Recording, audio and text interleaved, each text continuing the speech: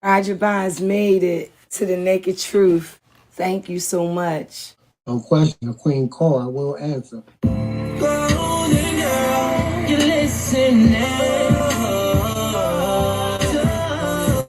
Golden girl, since celebrity. Talking really ready, your legend. Go Hollywood, got it locked down.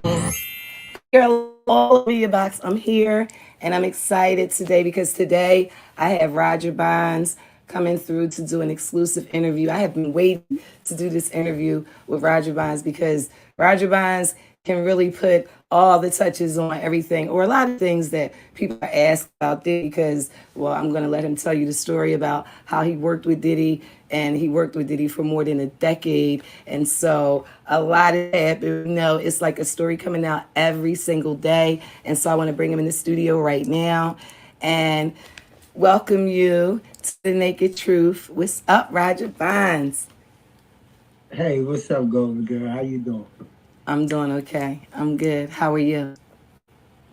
Blessed. All right. Highly favored and blessed. That's what's up. So listen, everything is going on right now. Like internet on fire, the news is on fire about everything that's going on with Diddy. And so before we get into that, I want you to tell everybody how you ended up working with Diddy. Well, I ended up with Diddy back in 2003.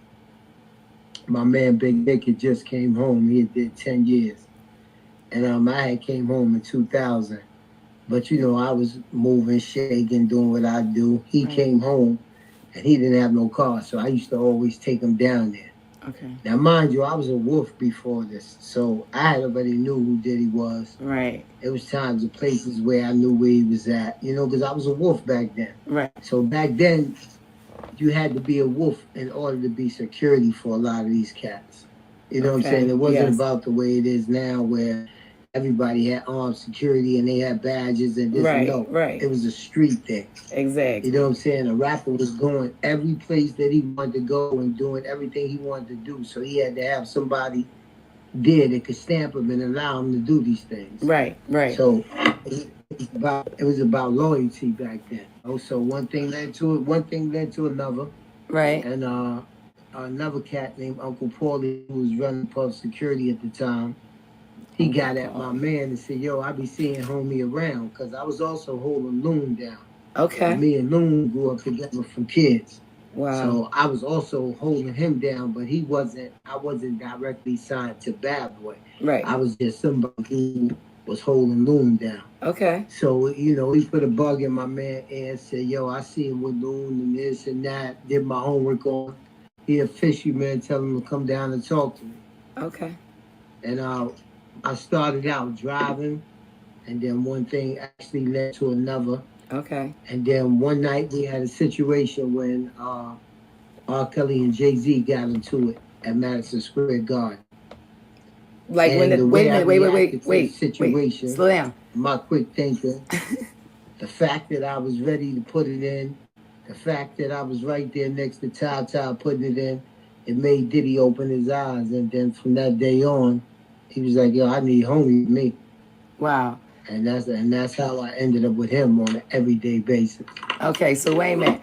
When you were saying that in the beginning, when R. Kelly and Jay-Z got in it, was that the infamous last big battle that happened before the tour ended? Was that Best of Both Worlds tour? Yeah. Okay, so that night you were there. That was the thing in Madison Square Garden when R. Kelly just dropped the mic. Right. Oh, wow. And he said, I can't perform no more. Right. That was like crazy at that time. Everybody was trying to figure out what had happened. And so it was so crazy. Even like me and Puff, we wasn't even backstage. We was out in the front. And Puff said, was that serious? Right. And then he just took off to the back of the stage, and he told Jay, oh, look, we all here. I think Mary J. Blige was there. Right. Ja Rule was there because him and R. Kelly had a big record together. But he was like, I'm not performing with that nigga. I'm going to do what we got together. Right, so right. New York, it came together for that. Wow. But, R. Kelly and his crew tried to get back on the stage. Mm-hmm. And I off behind me, and then Tata sprayed the mace. I swung, then I got Tata up out of there. So it was ever since Wow. that day that homie was like, "Yo, I like the way that dude moved," Yeah. because he didn't really know me personally. He just Right. knew I was Paul, man, Right. and I was Nick's cousin. Right. So that was his first time of really getting to be like, "Oh shit, no, these niggas had guns and everything, Paul. This nigga was moving and shaking like." And, Right. you know, and I that was need just him me. with me. Right. And Okay. from that day on, it was on. He was like, you a thoroughbred. He had to have you on his side.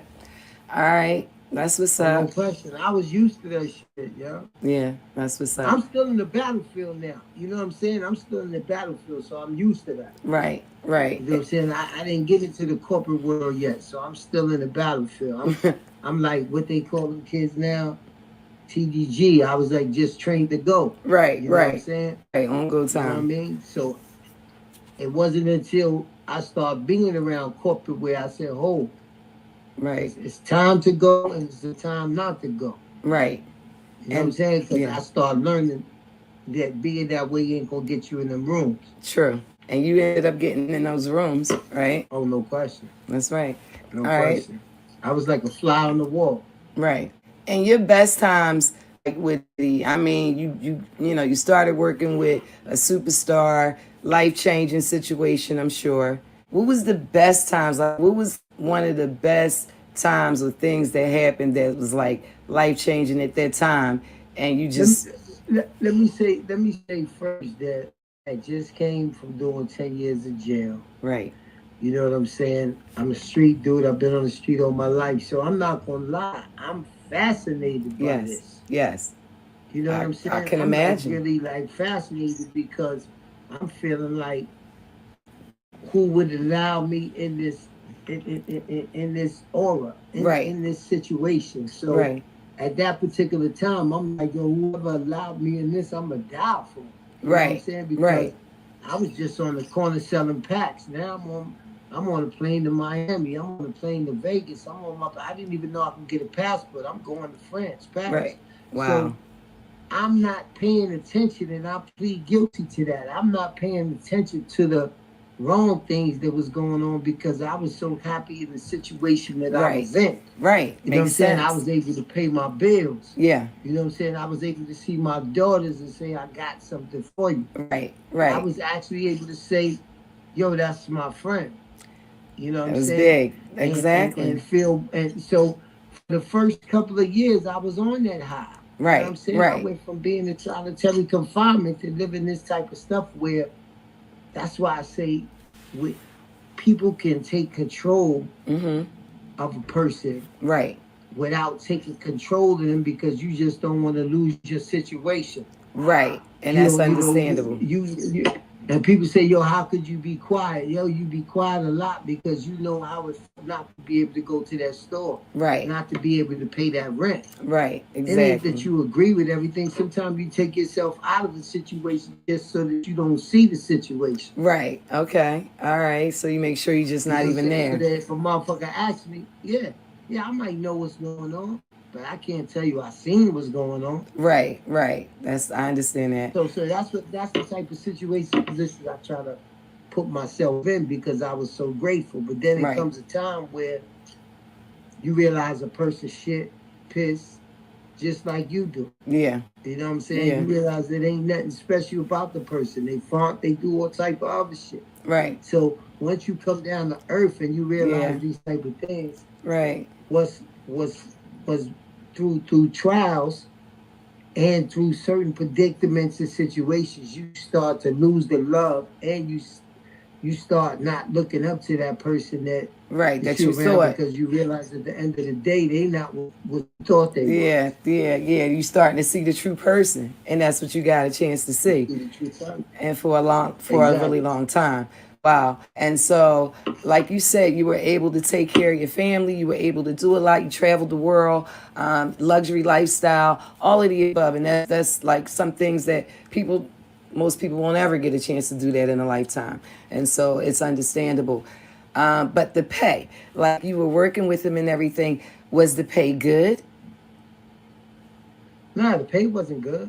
The pay But wasn't good because everybody complains about the money thing. So I wondered, did he pay good? yeah, no, No. the pay wasn't good. The pay was a lot better than a lot of shit that that a dude coming home from jail can get. Right, And exactly. it was better than what a lot of college graduates to get. Right. You know what I'm saying? So it was So I'm thankful for that part of it, Right. but it wasn't worth what I was putting on the line each and every day. right. Understandable. You know what I'm saying? Understandable. So, and then you also, he's the first one to tell you, I ain't gonna pay you much, but the relationships and the places and the people you get to go, you should be able to do what you do on your own. You know what? Which is That's true a fact, fair because deal. You get this, That's sometimes a fair deal in certain situations. In certain situations, that's No, kind of a definitely fair fair deal. in certain situations, because I was able to hold on to a lot of relationships Yeah. for different ways, form of factions. But I also understand that those relationships were just as long as I was in the position and situation that I was Right. in. Right. I've learned the hard way that as soon as you out of sight, you out of mind. Right. True that. You True know what I'm that. saying? Yes. And that's just not the industry people. You know what I'm saying? I'm Right. talking about even like when you a street dude, you grow up with, some people say you love hard. You know what I'm Right. saying? Because that's your man. You know, Right. when you say certain things to him, that's what it That's is. what it You know what I'm is. saying? They call them us now, we call them enemies, but Right. we rolling together, we doing this, that, and the other. So that's a love that a lot of street dudes take to the industry. Right. And what we do is we live on hope. You know, I hope that nigga wake up in the morning Right. and realize, man, my loyalty, or I hope this. So Right. you stay in a situation longer, hoping that soon gonna happen, because you hear so many stories of it happening. Right. You Wow. be like, yo, I know after all I'm doing, Right. and after everything I'm going, after, yo, I love you, you my brother, you my Right. this, my Right. that. It ain't no way, form, or fashion that any one of our kids could get into any situation and you turn your back regardless of what. Right. You know, so that's the pain that people, I don't get mad, I'm just hurt. And Right. that's real talk. You know And what so- I'm saying? Because I know at any given point of time that I would have either been murked or Right. murked, Right. or anything that I've done within time that I put my life on the jeopardy. Right. So to know that I did that for dishonorable motherfucker, that shit, you gotta live with that. Golden Girl got the naked truth. No fake tea over here. Believe that. Baby. Just the naked truth.